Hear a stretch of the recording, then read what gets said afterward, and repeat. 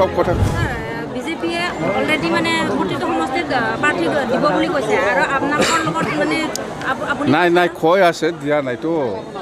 বিজেপিয়ে সব সমষ্টিত নেখেলিব আমি অলৰেডি আমি আলোচনা কৰিছে যোৱাকালি বিজেপিৰ আমাৰ লিডাৰসকলৰ লগত CM ছাৰৰ লগতো মই টেলিফোনত কথা পাতিছোঁ বা হেমন্ত বিশ্ব শৰ্মা ডাঙৰীয়াৰ লগতো মই কথা পাতিছোঁ যোৱাকালি মই যিখিনি ঘোষণা কৰিছে সেইখিনিতে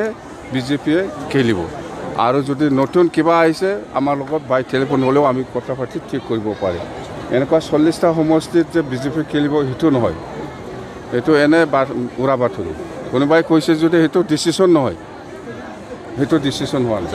গোৰেশ্বৰৰ এখন সাংগঠনিক সভাত বিজেপিৰ ৰাজ্যিক সভাপতি মাননীয় ৰঞ্জিত কুমাৰ দাসে কৈছে যে মই নিৰ্বাচন নেখেলোঁ BTCত নিৰ্বাচনত যুঁজিম এই কথাটো কৈছিলে আৰু আটাইকেইটা সমষ্টিতে যুঁজিম বুলি কৈছিলে নাই সেইটো যদি ৰঞ্জিত দাস ডাঙৰীয়াই কৈছে সেইটো পাৰ্টিৰ ডিচিশ্যন নহয় ব্যক্তিগত কথা হ'ব পাৰে কথা সেইটোৱেই আজিৰ দিনত BPFৰ মূল প্ৰতিদ্বন্দ্বী কোন